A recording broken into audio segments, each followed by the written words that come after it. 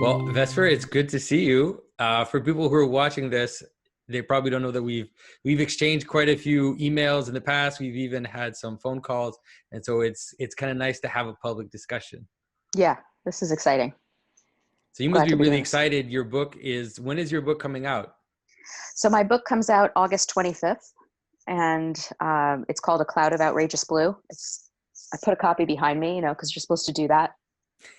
You know, you're supposed to first of all pose in front of a bookshelf, to show that you're widely read. And then you're supposed to like Have your casually have a book in the copy of your bookshelf. own book among the canon, you know. You're doing everything right. There you go. You're doing everything right. And so are you done? Are you finished? Yeah. So here's the crazy thing about the book. As you know, it's a book about the Great Plague of 1348. So it's a pandemic book. And I just so happened to have like wrapped it up and put a nice, neat little bow on it in just after the new year, like just in January. Got through the last pass of the copy editing, handed in all the artwork, and then the pandemic hit. So sort of relevant, sort of timely. I think we can have some interesting things to talk about today. Yeah. So how do you feel like, I mean, it must be a weird, I always use the phrase symbolism happens when, you something, all these patterns are kind of coming together in a way that wasn't planned, but ends up looking almost as if someone planned. Cause maybe you were in on the conspiracy and from the beginning, that's yes, you're part of the conspiracy. Yeah. So maybe we can start with that if you're interested. And I mean, I'd like to get a sense of how, in terms of narrative, how you treated the question of the plague and human relationships, and how it relates to kind of what we're going through right now.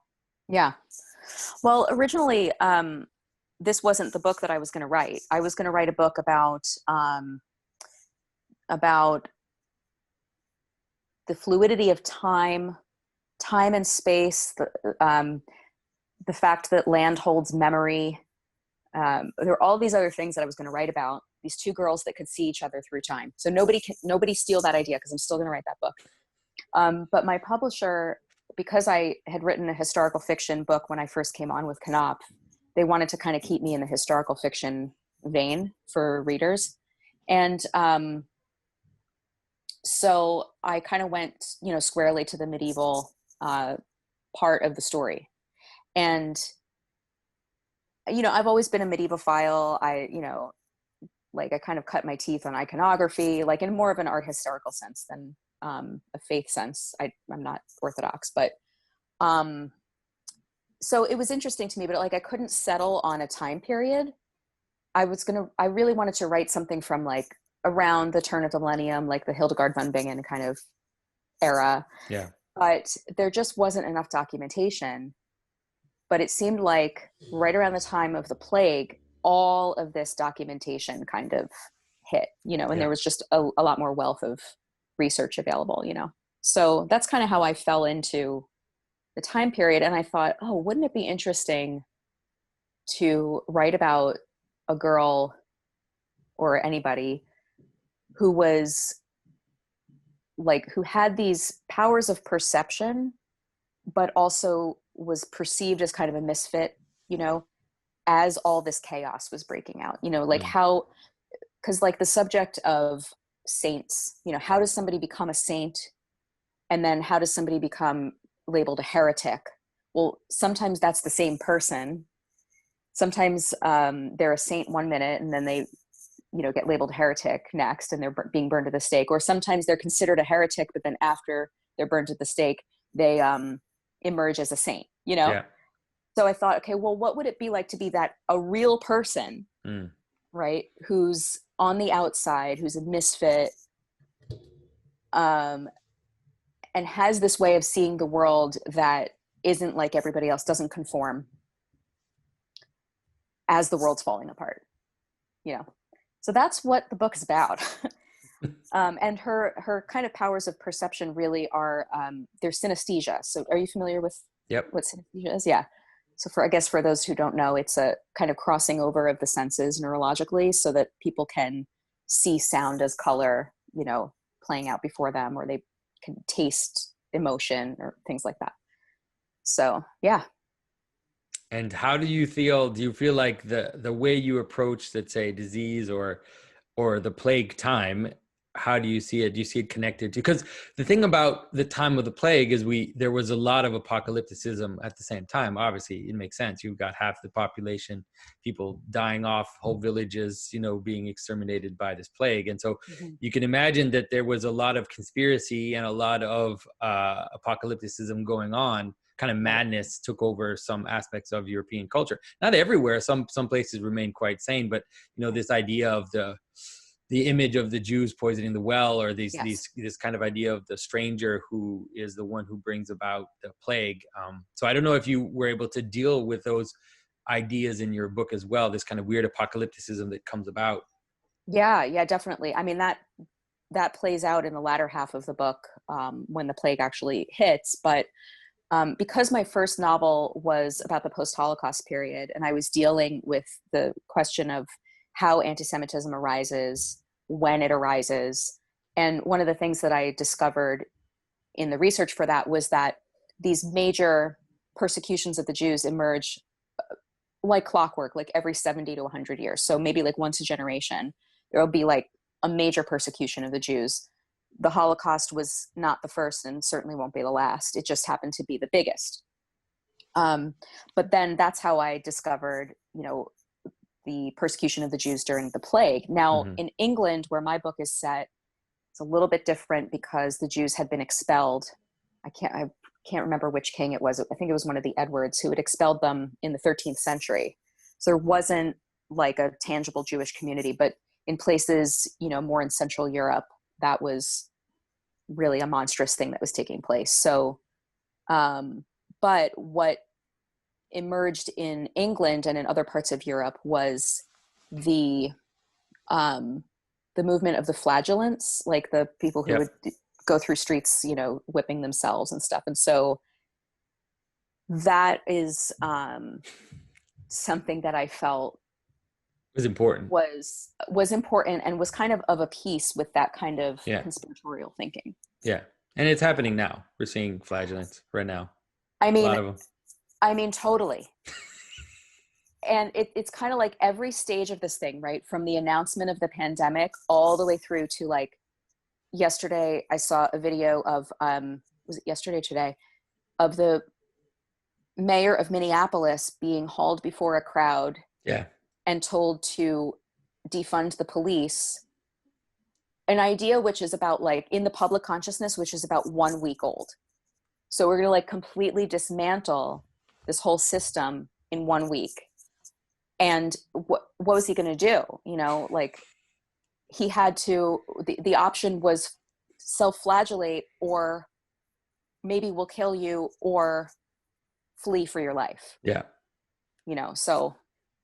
Yeah, it's very strange because a lot of people don't necessarily want to see or don't understand that there's a direct connection between what's happening in terms of the riots and in terms of the protests and the COVID. It's related narratively. It's related in terms of general apocalypticism, right? That's that's mostly what's going on. The sense that either this system is falling apart, it's going to end, or that this system has to end, that we will be part of its dismantling.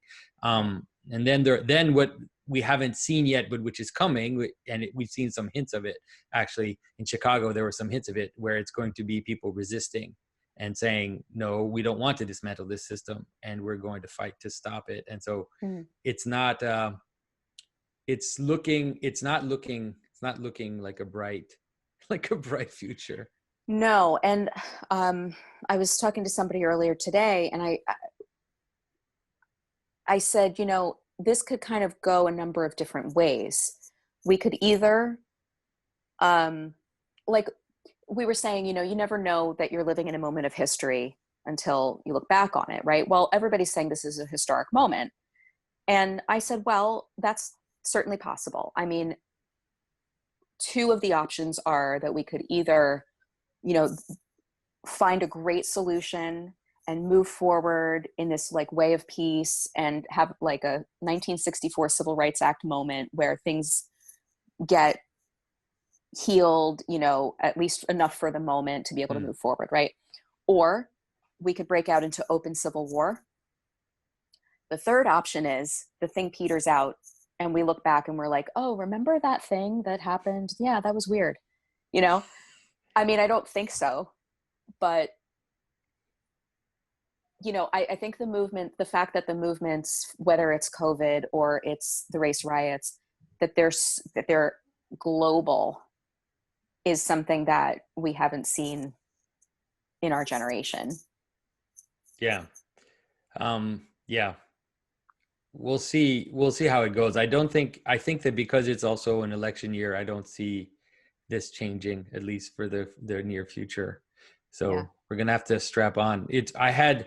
It's so weird because at the beginning of the year, I told people this year, you guys get ready for this year because it's going to be crazy. But I didn't expect all of it. I didn't expect so much to come together. So, oh my goodness, I feel like I'm living in a movie. I can't believe it, you know?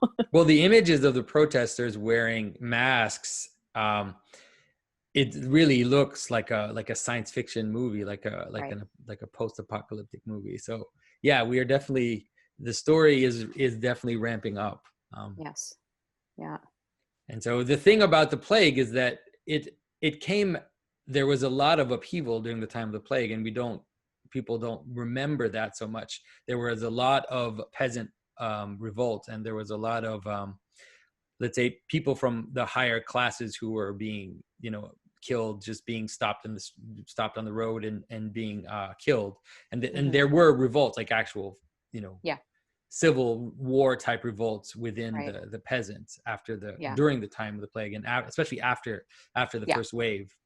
Right. Right. Like the Peasants Revolt of 1381. And I think what's interesting is that, I mean, there's just so many parallels, but you know, you had in like 1315, you had the Great Famine, right?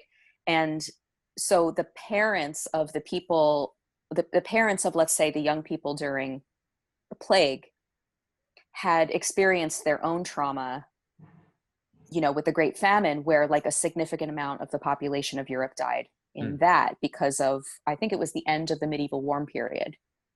So you had this like climate change event and catastrophic famine like that, an already kind of weakened population, right? And then into that comes the pandemic, and then into that comes the civil unrest. Yeah. You know, and so it's interesting that you brought up the revolts too, because one of the things that has been fascinating to me is the degree to which the plague was responsible for the birth of the modern world. Yeah, very much so. The Yeah. Renaissance is a direct descendant of the plague, or a reaction to the plague as well, Right. because one of the things that happened during the plague is that a lot of the institutions also broke down.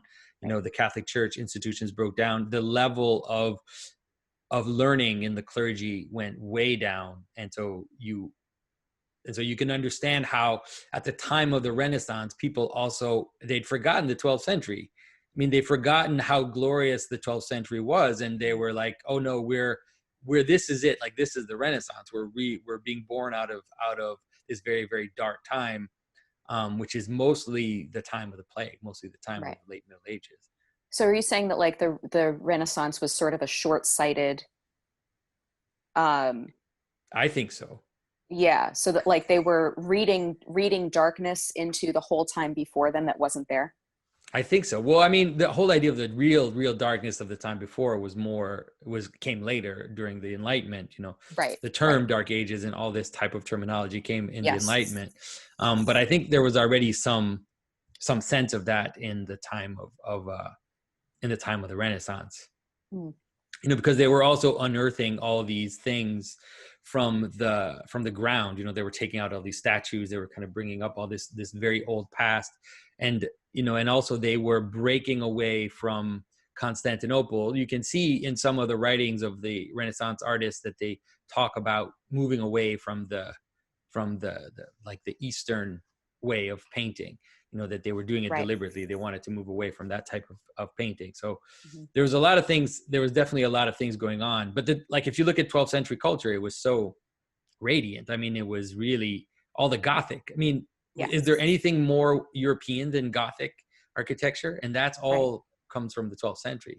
I mean, is there anything more like soaring for the human spirit, you know, even now, to walk into a Gothic cathedral and you feel your heart just rise to something so much higher than yourself, you know, even just like your eyes being drawn up, you know, and, you know, what came after that was an imitation of that, basically, until the Enlightenment and then everything kind of there was definitely the neoclassical. devolved. The neoclassical move is really I hate to say it, but the neoclassical move was always a kind of a weird anti-Christian move, of kind of desire to return to the pagans, return to the Greeks, return to the ancients, and kind of forget all that happened, all the glory of the High Middle Ages, let's say, and the artistic accomplishments that were there. So that's, I'm definitely speaking, I'm not speaking objectively. I'm definitely speaking from my side of the artistic battle. Well, sure. And, you know, I was actually thinking of you when I've been listening to the audiobook of Giorgio Vasari's Lives of the Artists, which I haven't touched since high school, you know, AP art history class, you know.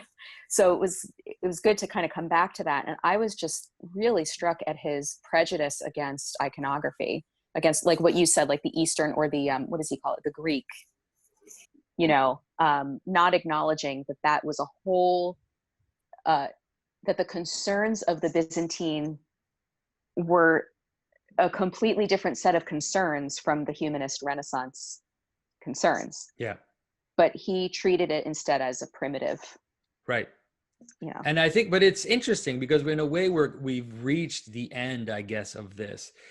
We've kind of come, even the modern period, like the 20th century period, was already a breakdown of the Renaissance idea, and already a breakdown of the ideals of the Renaissance. And so you can see in modern artists an inkling, let's say in someone like Kandinsky, you can see an inkling of trying to recover a different type of artistic language, a more algebraic language, a more typified language. And so I think that right now, most people have the capacity to understand what iconography is about. They're not as blinded as they were, you know, during the Baroque period, where it's like, I don't think they could have even imagined what this was about. Like, what was this stupid art about?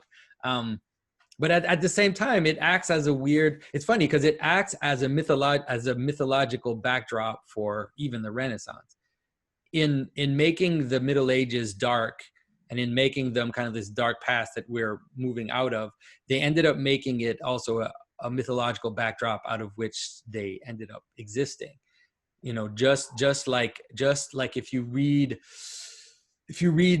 Greek architecture, Greek myth and everything, they have this sense of this ancient time, you know, this time of the gods, or these time of the Titans, or the time before, out of which we're not that, but we're still, it's kind of like our unconscious past that our imaginary past, right? And so you have all the fairy tales, all the folk stories end up looking way more medieval in their structure. The king, the castle, the prince, the princess, all of this stuff is, although it did continue into the modern age, it really does have a medieval root. The dragon, the trolls, all the monsters, all of this stuff is definitely more medieval. And it's still there today. I mean, all of fantasy is really just treating the Middle Ages as a dream, as a kind of mythological dream world. Right. And I'm going to plug something here. First of all, the fact that you mentioned Kandinsky, who was also a synesthete, very interesting. Oh, really? I didn't know he was a synesthete. Yeah, makes sense. Oh, yeah. Yes, because this whole thing is about. Yeah. But, you know, if there's anybody watching or listening to this now who's a fantasy fan, I call A Cloud of Outrageous Blue fantasy adjacent. Okay, so it is historical fiction. Adjacent. Yeah, it's historical fiction for sure, but it does have this, because it deals with perception and it deals with kind of magical thinking, and it's written in sort of a magical realist style. I think that, you know, people who enjoy fantasy will kind of like find a way into that. Mm-hmm. But so have you read I think it's Katsuo Ishiguro, am I saying his name right? The man who wrote is it Remains of the Day? Oh my gosh, anyway, he The answer is wrote, going to be no. No, I okay, didn't. well, he wrote a book that you should definitely read called The Buried Giant. Okay. And it is written at the moment where I think it's probably supposed to take place in the year maybe 600. Okay. And it's this kind of transitional point from when the Saxons had come in and sort of like assimilated, right? So you have like this conflict between the Saxons and the Britons, Mm-hmm. you know, the Britons, Britons. Yeah, yeah. And as like Britain culture is kind of dying out and Saxon culture is rising, right? But the cool thing about it is at first you think you're reading a book of historical fiction, but then there's a dragon, and these like mythical realities are just kind of taken as commonplace. Mm-hmm. And they go to find this buried giant, you know, and so the book really becomes like about the death of the old world and the death of dream time, the death of that time before, and the emergence of like what then is modern, the modern world, right? Well, it's the right time to deal with it because yes. in the way that I talk about the Middle Ages is also the way that the Celtic past, what it plays for the Saxon invasion. Because in the end, your king is still going to be King Arthur.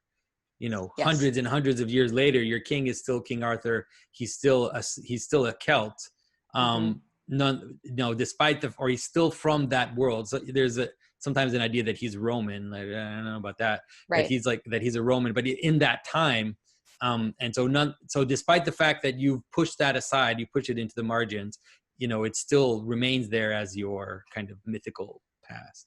Yeah, yeah. And the Buried Giant is actually a post-Arthurian legend. So it has characters, you know, some of the knights, the Arthurian knights who are in like the story, who are elderly now and they're dying out, you know, and it's set among this backdrop of like where there's still Roman villas around, right? But they're ruined, they're crumbling. It's fascinating. You would really love this book. I think it's right up your alley. The 6th century really is for me one of the most fascinating moments. Yeah. You know, when I think of a period of time that I wish I could have visited, that's when. Yeah. You know. Yeah. I think sometime in the future I'm gonna wind up writing. I think that A Cloud of Outrageous Blue, I have in mind that it would be part of a trilogy, with a modern day version, and then going all the way back to either that, you know, 600s time, or maybe to like 600 BC, you know, like pre-Roman Britain, or maybe Roman Britain. I don't know, but I think that what strikes me about all of this, like I get to England whenever I can. It's my happy place, and when I'm there, I feel the memory of the land, you know, and part of what interested me about writing about this time period when it was going to be this other book was when you go to a place of worship in England, you quickly discover that it's always been a worship site. You know, before it was a Christian worship site, it was a pagan worship site. You know, you'll have these healing wells, you know, these holy wells where not just, you know, a saint is associated with it, but then like a pagan figure is associated with it as well. You know, so they did a good job at integrating their past, but the Romans and the Greeks did too. But then they just imposed it on everybody else. Like the Romans also did a really good job at integrating their past, and then they tried to impose it on England, which is really insane. It's so far, it's so removed. It's like, why are you trying to impose this weird Roman thing on us? I don't know.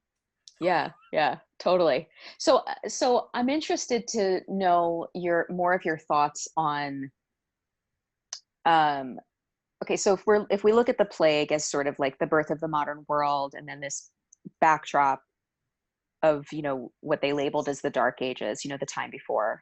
Um, and then, I mean, gosh, you can just trace a completely straight line from plague to Renaissance to Enlightenment to, 20th century, even 20th century genocide, the Industrial Revolution, Scientific Revolution, and all of that, right? Even the birth of modern medicine from the plague. Are you familiar with Guy de Chauliac?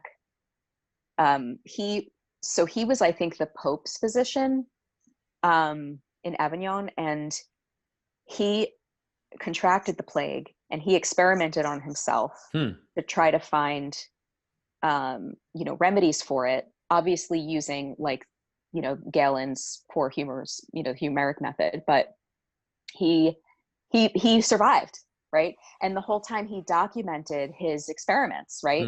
I mean, that's the birth of modern medicine, in my opinion, that application of experiment and scientific method, right? So with all that being said, with that straight line being traced, do you think that we're in another cycle of that? And where on that cycle do you think we are? You mentioned that in Chicago, this is playing out exactly how you.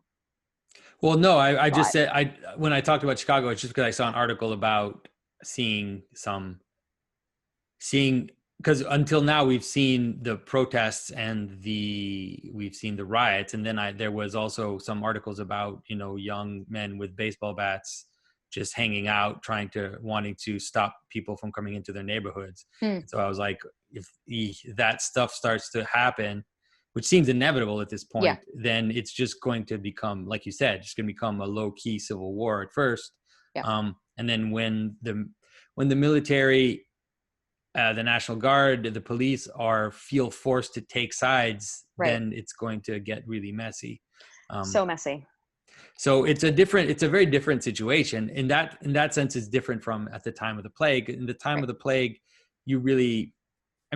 because of the plague and because of the social chaos, then all of a sudden the serfs had flexibility. Right. And they also, because so many people died, then the value of their work went up dramatically. Right. And so it's one of the times in the ancient times when the lower class had the most money, because they were so much in demand. All the nobles were looking for serfs to work on their land, and so they tried to keep them on the land because the serfs were bound to the land, but they just couldn't, because it was like, yeah, what are you going to do? It's like the world is empty of people, right? So it was and it's interesting because it's actually, I talked about this in a recent video. We tend to think that revolts happen when people are desperate, and that is actually, I don't think that's actually totally true. I think revolts happen actually when people are a little better off. Yeah, I see what you mean. Yeah. They have room to maneuver, and so in the middle. Yeah, sorry. So after the plague, the peasants had more power than they had in the last few centuries, and that's what gave them the possibility to revolt, at least in that situation. Right, because you have 40 years between the plague and the Peasants Revolt, 35 years maybe. So it's not in the middle of the plague where everybody's dropping dead. That's just the fear part. That's the crisis moment. But then when you have some ability to reflect, then comes in the revolt. Yeah, and also it was also economic, because they did have the possibility all of a sudden. Right. They weren't bound anymore. The nobles didn't have the capacity to kind of hold them to their land, and so they had freedom of movement. They were making more money. There was a lot of land, like just available land. You could just take land and do stuff. And so then they didn't want to. They wanted to have their own thing. They didn't want to submit to the nobles anymore. So, which is totally understandable. You can also see why that would happen. Yeah. And I mean, this is a whole other tangent, but I kind of think I mean, with my limited knowledge, I'm not a historian, I'm just a historical fiction writer, but it seems to me like that's the birth of the individual in Western culture. Mm-hmm. You know, The plague? The revolt. Yeah, the revolts. Like when the serf becomes untied to the community, like to the communal structure, and can branch off on his own, you know, go like seek his fortune in the kind of, you know, In that sense. fairy tale sense, right?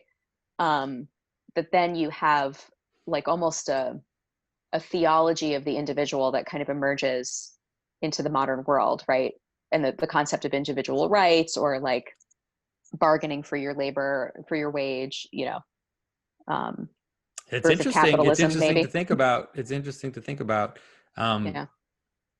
Yeah, we have to think about it more. It's possible that there's definitely something happening in the late Middle Ages which seemed to be sparking some of that, you know.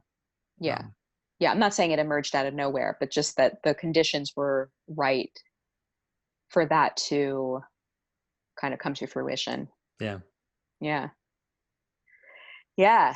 Um, But it's weird to compare the two to the two now, because it's mhm. everything now is happening in real time and is so compressed and is so accentuated, because on the one hand, the, let's say, the disease we had, it has nothing to do with the plague. I don't care what people say. I No, mean, people did die, but there's nothing compared to what was no, happening in the it's not plague. every other person. Right, exactly. It's not, Yeah. it's not even, you know, it's 1% of the population. It's not 30% or 50% of the population. Yeah. And so that is true. And then the level of inequality is also nothing to do with socioeconomic inequality than what we would have seen in the Middle Ages. And so Mhm.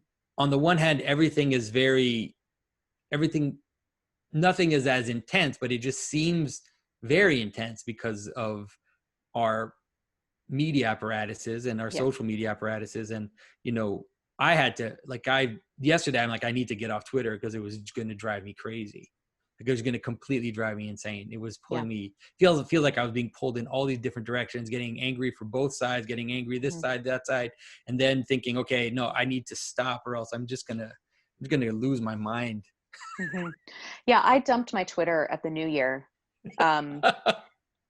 Yeah, and honestly, it was the best thing that I could have done for my mental health. I cannot imagine, with the stresses that are on everybody right now, if I were on Twitter, I might have a breakdown.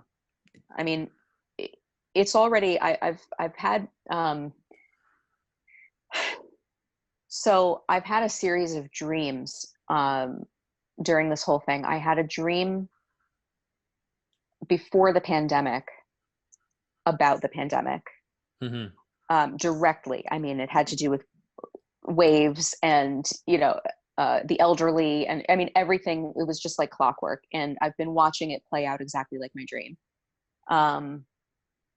But I've How also did your found. dream finish, Vesper? How did it finish? You want me to tell you? I'll tell you the dream. It's All pretty right, short. go for it, Yeah. because we need a Okay. profit right now. Okay. Well, okay. So I was sitting on a back patio, which doesn't exist. It's my dream house, my fictional house, right?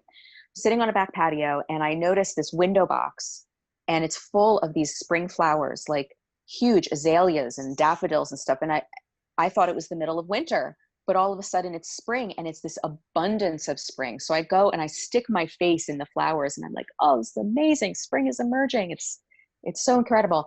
And then I go and take a seat on the patio, and I notice that next to my house, or a little beyond my house, is a river that I never knew was there before. I thought, oh, how interesting. There's a river. And I noticed the river starting to rise. And I thought, oh gosh, I think it's going to flood. Instead of flooding, it turns into a tidal wave, and it crashes over the patio, and it's salt water from a river, Mm-hmm. and it's bitter, you know? Yeah.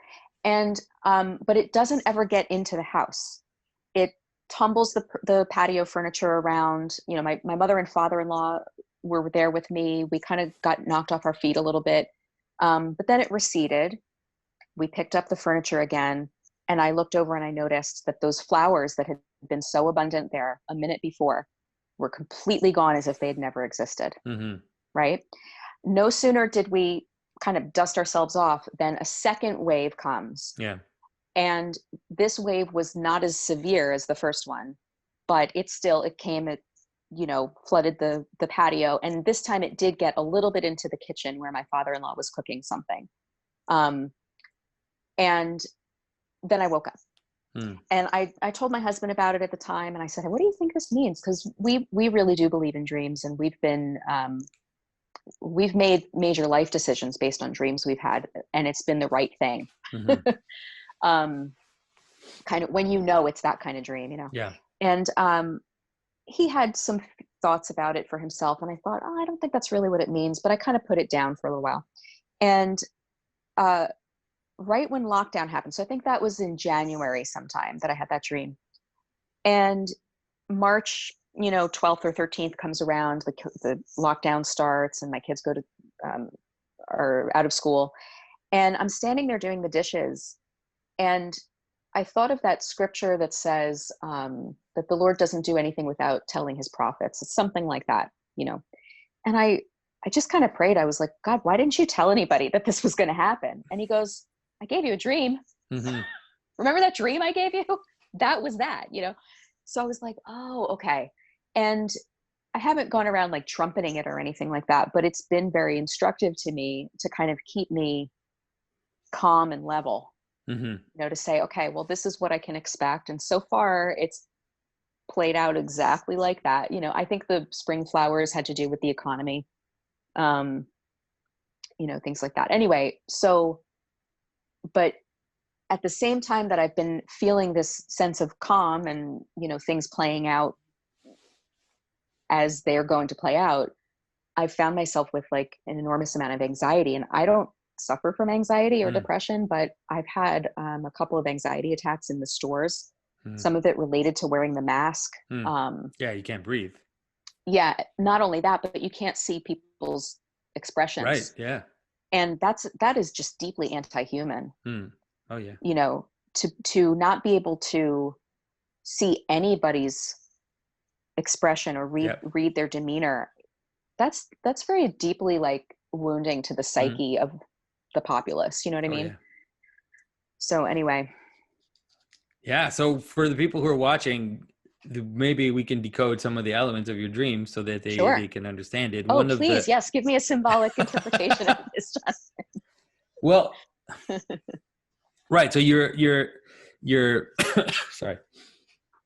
The first thing is, of course, the idea of the water, and it's important that the water is salty because the salty water is different from fresh water. And so you have this river next to your house, but it ends up being salty, bitter, like you said. And so bitter waters in the Bible is exactly that. It's the waters of chaos. It's the waters that you can't use, really. Yeah. That's why sometimes I'll tell people salt waters is an image. It's an image of chaos. It's not arbitrary. It's the image of chaos because you can't drink it. It's not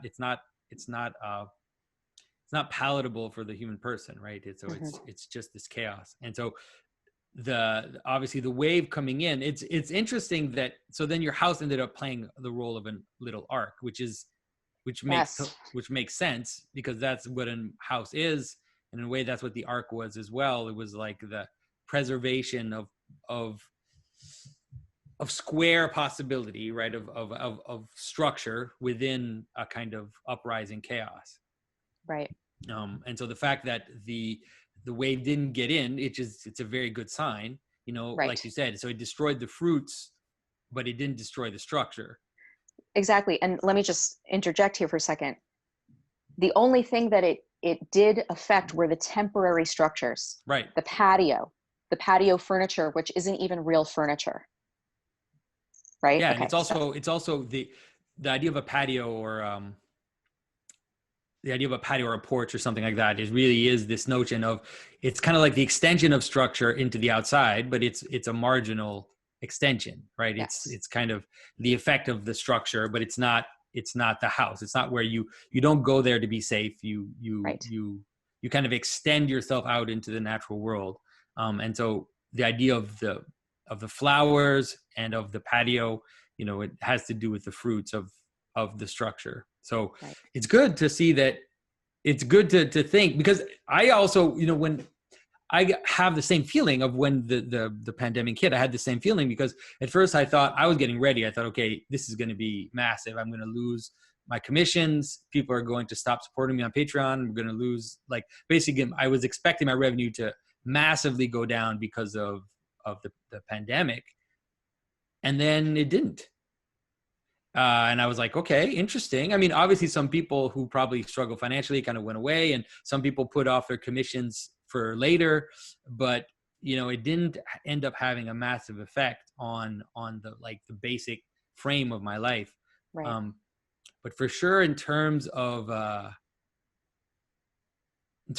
fruits of civilization, that's for sure that it definitely is having a major effect. Right. And it had a major effect on people's mental health. That is for certain. Yes. Yes. I mean, I've been really surprised in the past few weeks around me to encounter suicide of people, of friends, like a lot of suicide, either directly or in people who know other people. Right. And also people, mental breakdowns, like real mental people who just go crazy and leave for 3 days, you know, and live in their car because can't deal with it. You know, a lot of that stuff going on. Yeah. Yeah. I mean, like I said, I don't struggle with mental illness, thank God, but I've felt myself, you know, fraying at the edges. And, you know, one of the anxiety attacks that I had was, I was in Target, you know, and I'm walking around thinking to myself, you could feel it palpably, like people were so on the edge mentally, that I thought, it's really surprising that somebody hasn't cracked by now and that there haven't been like several mass shootings. Well, this was 3 days before the riots started. So call that prescient, or call that, you know, reading the writing on the wall of what was happening. But yeah, I mean, I know a few people who had expressed that they were having suicidal thoughts, and it wasn't because they had lost jobs. No, it's more than that. It's more of a kind of a weird breakdown of everything, and the social isolation. It's more, like you said, it's more than just economic. It's actually has to do with the very, like, the fear and the very idea of self-isolating. And, you know, I mean, we started now seeing some friends just in the past few weeks, and oh my goodness. I mean, then that's when you realize just how much you need to be with people. Like, you know, because when you're just living your life and you see friends and you live your life, you go to church, you do this, you don't realize just how much you need it in order to stay sane. But when it goes away, then you really feel the difference. Yeah. And I was thinking about you too, because I'm reading the book, Sacred Pathways by Gary Thomas. And he talks about, you know, different people having different spiritual personalities, let's say, right? So you have the naturalist who really finds God in nature and, you know, whatever. And the traditionalist who finds God through the, you know, the smells and bells, let's say. And then somebody like me who's more of a sensate, you know, I really encounter God through the tangible making of things. And but also a little bit of a traditionalist in that sense. So I was thinking about you at one point during the quarantine, in thinking about church, and we haven't really been able to, like, we moved to where we live now like 3 years ago, and we haven't been able to settle into a church. And one of them that we did visit was an Orthodox church in my area. And so I was wondering, like, without, like, it is so communal, the Orthodox experience, and so sensory, that if that were my normal expression, I'd really just be hurting for that right now. So I was wondering, like, how are you functioning in your church community without, or how do you do online church? Oh yeah, with Orthodox worship? Yeah, they do. They do they really? How are they doing that? I was really involved during the time just before Easter, like during Holy Week, and leading up to Easter. I was very, very involved, but it's just very difficult. I just find it very difficult and alienating. And so, to be honest, I've gone to a few services since Pascha, but not a lot, because it's just so, and we're not taking communion, and so it's just very odd. The whole thing is very odd, and so I really hope that this is going to end soon. But just like in the U.S., I guess here in Quebec, religious services are way down on the line of priority. Right. They don't consider them important at all. So I don't know how it's going to, and everybody's trying to be a good Christian and obey the law and to be, to be respectful of the authorities, but it's pushing the limits. Yeah. So we'll see how it plays out. We haven't been having services at all. Even online or? Yeah, they have online services, but okay. It's like, what exactly is that? No. Yeah, without the communal aspect of it, then it's just no, it doesn't make sense. I wonder, do you think that at some point people are going to start having clandestine masses? I think they probably already are, but just maybe no one has told me. Okay. I'm sure the clergy are, with people that are very, very close to them. And so I just haven't necessarily been in the loop, maybe. And it might be a little far from where I am, even if there is. So. Mm-hmm. Mm-hmm. So getting back to sort of the symbolic nature of all this, right? Like if you deconstruct the church gathering, right, or the communal gathering, the ability to be together, what do you think that does to us? Well, it does what's going on right now. It does exactly that. So one of the things that happened, and is that the quarantines took away all the places where people were able to come together. Because let's say it took away churches, but those that aren't religious, they still had things like restaurants, they still had things like coffee shops or sports as well, where it's a place of identity and communion. And so they took away that. Then they took away also the sports is important. I know that people will think it's secondary, but for me, I don't care about sports. I'm not interested in sports, but for a lot of people, sports are a place to fuel your aggressive tendencies. Yeah. And so you put in your aggression into your team and your team defeating other teams, then therefore it sublimates your aggression, and it's been like this forever, right? That's in a part what the gladiators were for, they were there to sublimate your aggression. And then also to express a catharsis. It's a communal catharsis of violence, right? Is really what it ends up being.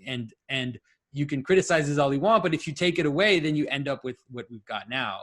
And so you end up with a pseudo-religious actions where people are using all religious tropes, tropes of scapegoating, tropes of catharsis, tropes of violence, of contrition. All the tropes that you find in religion are now the only place where it is permitted. Yes. This is crazy. So strange, the only place where it is permitted is in these protests. And so in all over the United States, you have the situation where the authorities are telling people you still need to self-isolate. You can't go to church, you can't go to restaurants, you can't do any of this, but you can protest. And you should should go to these things. And so it's almost, I hate looking like a conspiracy theorist, but it looks like all of people's religious drive is being fueled into this thing. And then people are going along with it because they need to vent that part of themselves. And I don't think that sounds conspiratorial at all. I think that's natural human tendency to want to fill any vacuum, right? The politicians want to fill the power vacuum, like you're saying, people want to fill the religious vacuum. So I went to a protest in New York last week to stand with some friends, and it was my first time out of my town in 4 months, but I'm a native New Yorker, so going back to my city was really meaningful to me, but I also felt kind of alienated from it. So, and I haven't spoken about this publicly because I am in a posture of listening right now. I'm not, well, one thing's for sure, I'm not going to say other people's words. I'm not going to say other people's words until I fully understand them. And then at such point, if I feel that they're my words too, then I will say them. But anyway, I'll get there. So I caught up with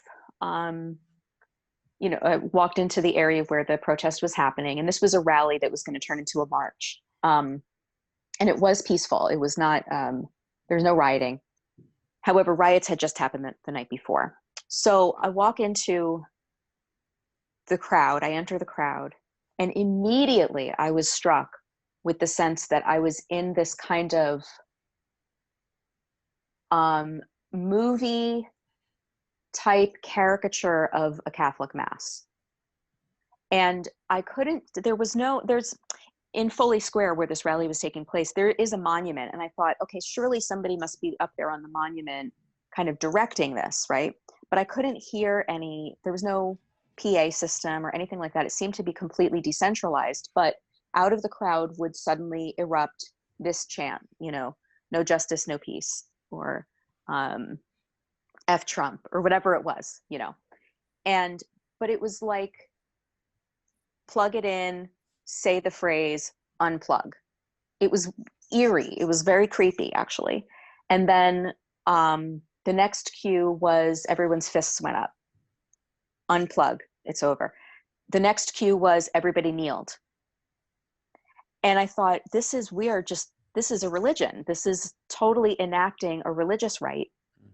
And just like if you're a cradle Catholic or whatever, and you don't even need to be fully conscious of what the priest is saying. You just intuitively know when to sit, stand, and kneel, when to say the Our Father, when to, that's what this was like. And what really struck me, Jonathan, was that this rally in particular was, I would say, in the end, 85% white people. And I don't know what to make of that. You don't know what to make of the fact that this is happening? No, it seems to me to be driven by white people. Yeah. At least in my experience. Yeah. And that's brought up questions for me of allyship, like the definition of ally and the meaning of the word ally. I've been trying to sit with that and deconstruct it. And it seems to me that an ally is somebody who's is on the other side of a border from you, right? Is across the ocean from you, who you make a mutual agreement to come to each other's defense, right? That's not a friend, though. Like, that's not an intimate relationship, And I think that the term of ally has come to stand in for like a believed intimacy that isn't really there. Do you know what I'm saying? Well, one of the problems is that the people in that protest, like these 85% white people, the problem that they have is that they have to enact their narrative. They have to enact it. Yes. And let's say it's a performance art. Let's say the upper class liberal white person, right? Yes. They have embraced the emancipatory narrative, right? Because that's our narrative, like the emancipatory narrative of the French Revolution, of the revolution idea, the idea of, the underdog coming up and rising up and removing the people above them. Okay. Mm-hmm. And so this is it's not just a racial thing right now. It's happening with a racial overtone, but it's not. Well, it's a power thing, That's right? what it's feminism. It's basically like a kind of communist ideal, let's say, of the lower classes coming up and taking power. And so they have fully accepted that narrative, yet they're the rich, they're the elites. Okay. And so how do they enact their narrative? They end up having they have to flagellate. They have to self-flagellate. Yes. It's the only way it's the only way for their narrative to actually make sense. Right. It's either they give up their power, which they're not going to do, or they just flagellate in public in order to signal that they are that they agree with this narrative, but that they're not going to give their houses to a black family. Like, that's not going to happen. Right. Or, okay, I'll get there. So growing up in New York is a very, very, very different experience than transplanting to New York from the Midwest. And I'm gonna make people angry by saying this, okay? But this is what I do. There's a certain type of person who moves to New York, whose daddy pays full tuition to NYU or whatever school, Columbia. A certain type of person who comes from the suburbs and deeply resents their conservative upbringing or what have you, or feels deeply guilty that their parents were both doctors or something like that, comes to New York to try to kind of shed all of that and like live this kind of authentic experience. You know what I mean? And I've been encountering more and more people like that over the years, and I find it deeply alienating. Because what they don't understand that they're doing is pushing out communities that have been there for generations. Some of those communities, you know, that I grew up in, and convincing themselves that they are allies or speaking for people who they may have met somebody from that community when they're, for the first time when they're 25, you know? And so the thought that people would do this and enact, not just, I'm not going to give up my house for a black person, but I'm actually going to take a brick and put it through the window of a black business and think that I'm doing good for the community. If you want to know why Twitter was driving me crazy, it was watching those punk Antifa kids destroying that community. Like it just made me so angry. You know, I was like, so that's one of the reasons why Twitter was driving me crazy, was to watch that happen and to think like, and you're doing that in the name of, like, what the hell? You're insane. Right. And so isn't that in a sense what an ally would do in the, like, let's take it from a military perspective, right? An ally would come and drop bombs in a country that they may be trying to liberate. Yeah. Right? That's a good analogy. That's what the U.S. has done in the Middle East. You know, to liberate countries, they destroy them. Right. I mean, look at Syria. My goodness. Yeah. Damascus has been completely leveled. So, yeah. No, I agree. I agree with your analysis. But there's a blindness because it's ideological.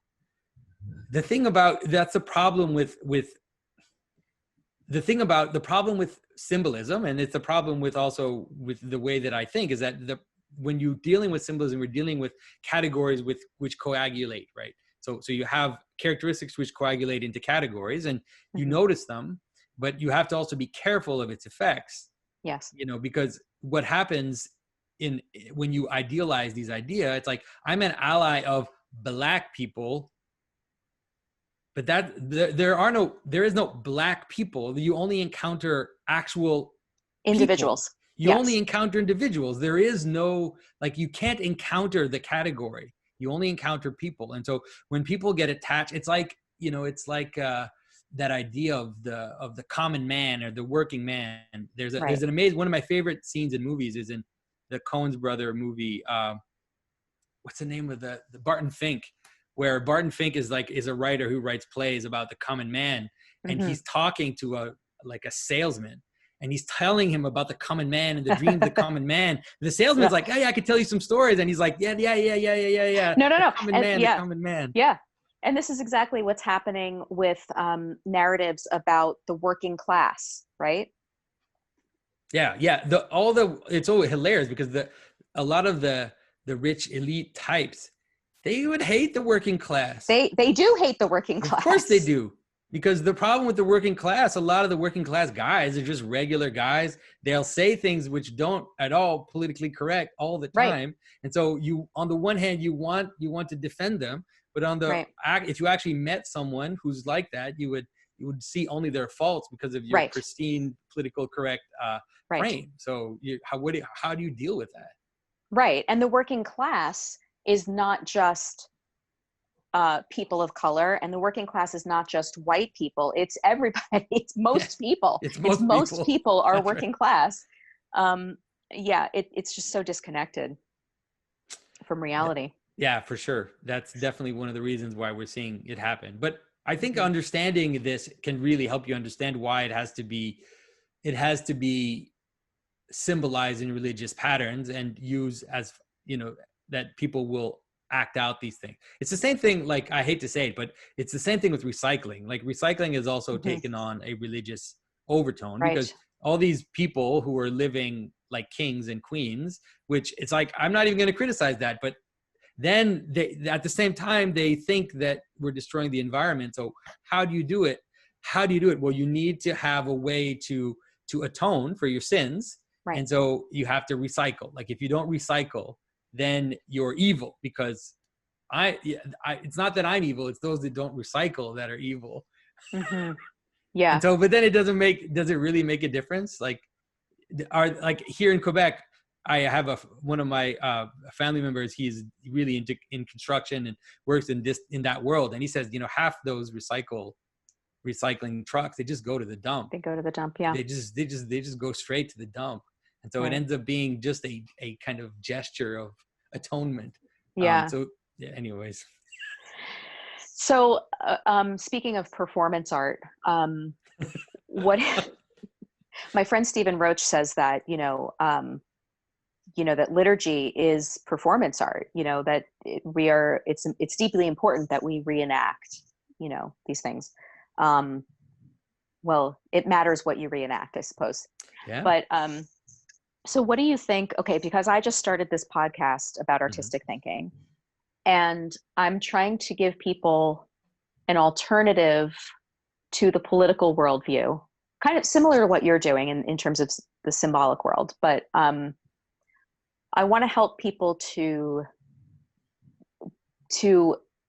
get in touch with their own critical thinking capacities, right? As coming specifically from the point of view of an artist, right? So as a fellow artist, what do you think that we have to offer in this moment? Well, the best things I think that artists have to offer is that their capacity to understand that the world needs image and narrative, like that the world manifests itself through image and story. And so we understand that because we experience it. Because when you're trying to draw something, you have to make decisions about what you're going to leave out and what you're going to put in, because the world is too big, too complicated. And it's the same with a story. When you're telling a story, you know that there is no neutrality in our perception, that our perception is qualified by narrative and image. You have to decide which elements, which events are you going to choose to put together in order to tell a story. And so I think that because of that, if we are aware of it, we're almost like magicians.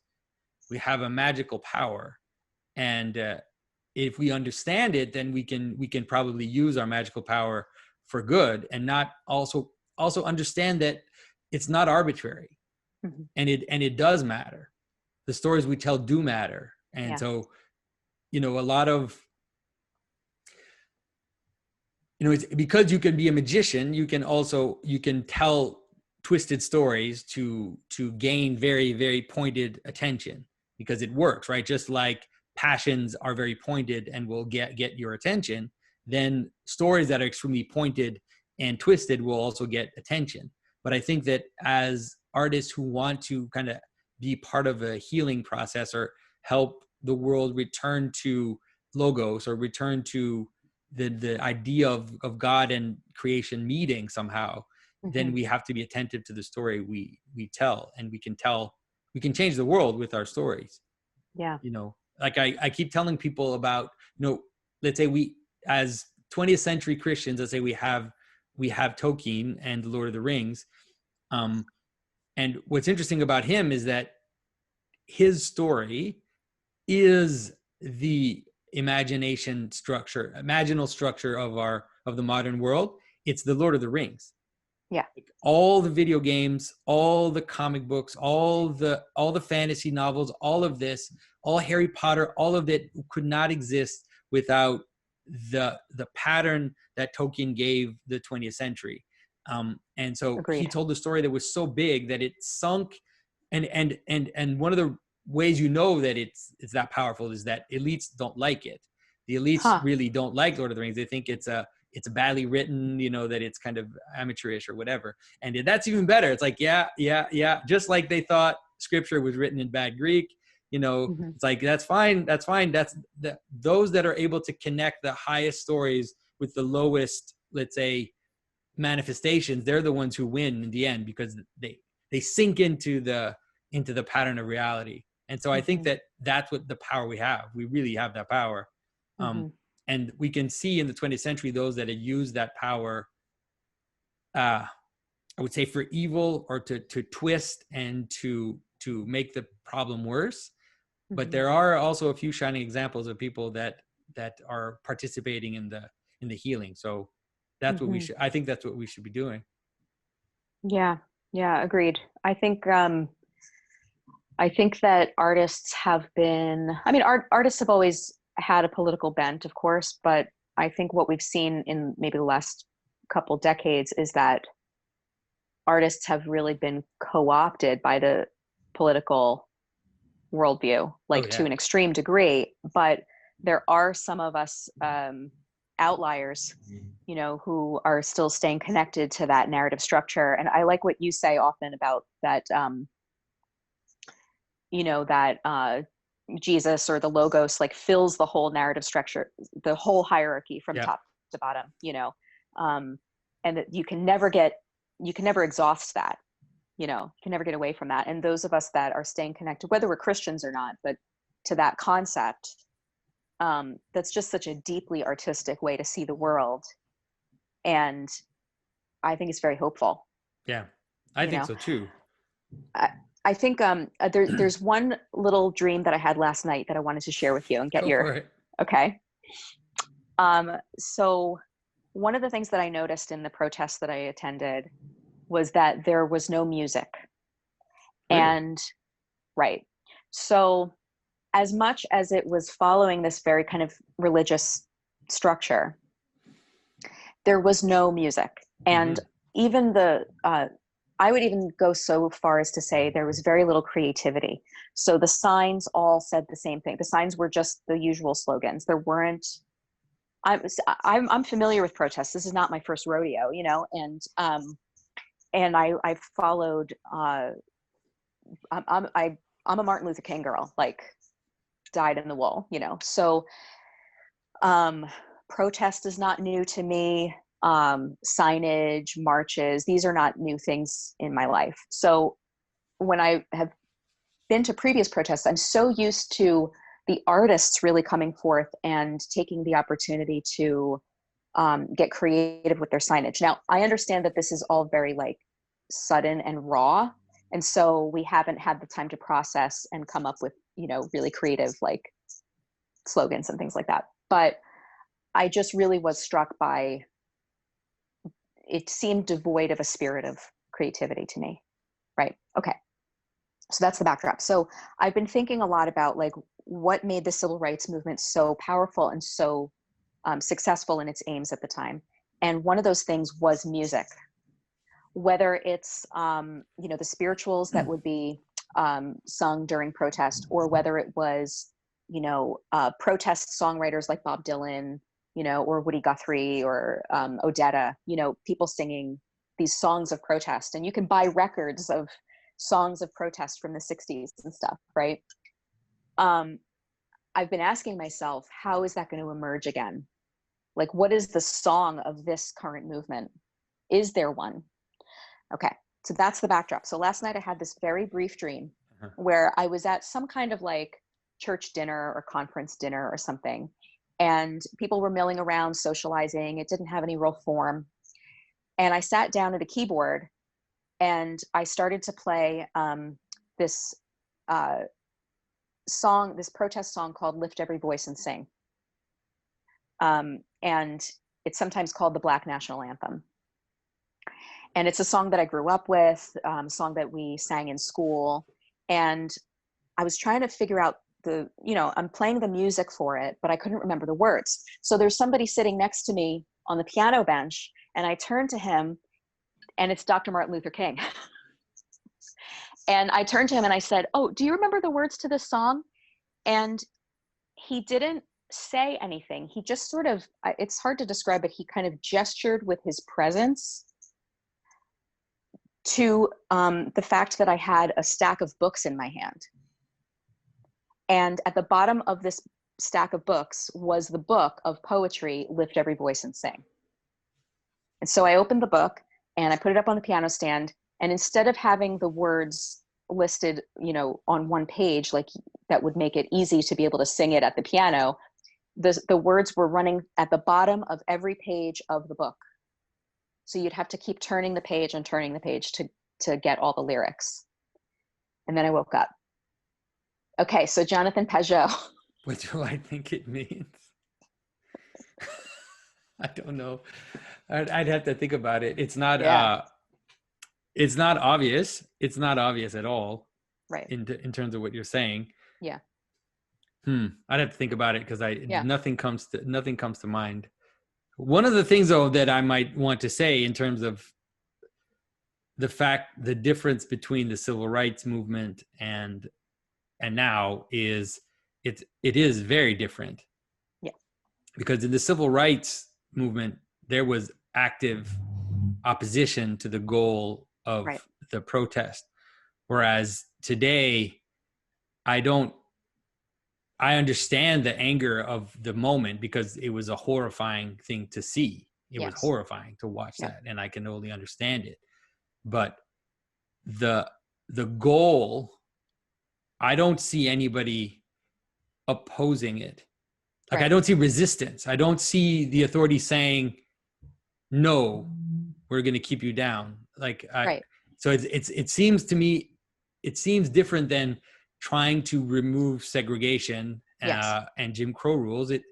I don't understand. There isn't at all a sense. Massive corporations are all coming in favor, all the levels of government, even though people hate Trump. Trump came right away and said this guy should be arrested, and everybody agrees that what happened is horrible, and that and he has been, and the police officer has been charged with second-degree murder, right? And his wife left him, and his whole world is over, right? Yes. And so it's very different because it doesn't then look like the same kind of protest we saw before. It really does look more like a kind of religious atonement of some kind of massive religious atonement for something. And so I don't know, I just find it different. And that might also be why we're not going to find music that is, let's say, specific of this protest, because our whole culture is that. Like our whole culture is aesthetically in tune with what the people want, like this idea of racial equality, of the value of Black culture, of the value. And so there are exceptions, but sure. And there are all, but I mean, in terms of a thrust, that seems to be the culture. And so I struggle to see how there could be some kind of, let's say, graffiti rebellious art that could be there that hasn't already been expressed, right? It's like Public Enemy made millions of dollars selling their albums, and that was in the 80s, and that was a long time ago. And Kendrick Lamar is a multi-millionaire, and the people and his movies are his music is in Marvel movies, right? And so the images that would maybe represent this movement are not marginal anymore. Yeah. I wonder if the work that you're doing, and to some extent the work that I'm doing, is actually the work of rebellion. You mean what? I mean doing work from the work from meta narrative, like, Right. and figurative work. And I wonder if that is the rebellion. Well, I tend to think that. I mean, I tend to think that restoring a fuller worldview, Yes, is in a way is the most. It's both the most. It's both an act of restoring a form of order, but also restoring the possibility of transgression. You know, I always tell people, it's like, I understand the margin better than you guys do. Yeah. And I understand it. I understand its value and its role, and I talk about it all the time. Yeah. But I also understand the problem with the margin and the difficulties that are there. Just like I understand the problem and the value of authority. You know, and so I think that restoring a fuller vision of the world can maybe help us. But you know, honestly, it might be too late. That's I'm possible laughing too. as I say that, but I mean, I right now I'm thinking a remnant, it will be enough, you know, but I don't see it having a massive effect, at least not at this time. Yeah. Yeah. I think your work on the margins has really helped me to understand. I mean, I've never left the margins. I've lived on the margins my whole life. And there's nowhere that I fit. I'm politically homeless and all of that. But I said in one of my episodes recently, it's like always living in the lobby and never the sanctuary. But I have a deep connection to the sanctuary, and I have a deep connection to the parking lot, you know, but I'm in the lobby, you know. Yeah. But there's a deeply important place for the margin and for the lobby and for the narthex, you know, for the ability for people to pass through you to one side or the other. Yeah. And I've come to very deeply appreciate that, that is who I've been made to be and who I'm called to be as an artist, as a Christian, because the other structure that lives in the margin is a bridge. Yeah. And hey, I welcome that. Totally. That's great. That's great. Well, we've been going for a while. I think this is a good place to stop our conversation. So. Yeah. I wish you the best with your book. And I started reading it. I haven't finished, but I've definitely kind of dove in. And so I'm looking forward to learning more about it. And I wish you the best. Maybe when it comes out and everything, we could have another conversation. Oh, that'd be great. And hopefully the world may have taken a deep breath by then. Yeah, let's hope. Yeah. All right, Vesper, it's good to talk to you. You too. Thanks, Jonathan. Right, bye. Bye-bye.